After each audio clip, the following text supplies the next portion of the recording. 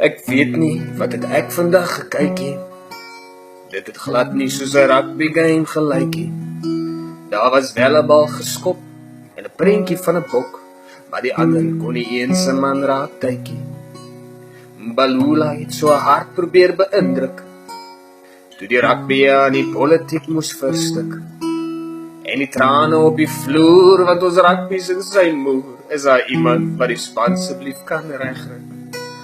As het so aangaan met ons rugby span, sal ons liefde gou vergaan.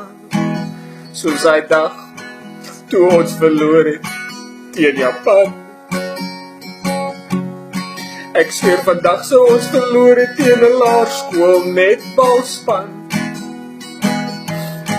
Ek sweer vandag sou selfs Bafana beter lyn staan, balle vang. En ek's glad nie lus vir krappie, maar ek so gatvol vir ons rugby. En ek sê jou, as een ding wat almal vra, is Namibië nou die beste in Afrika.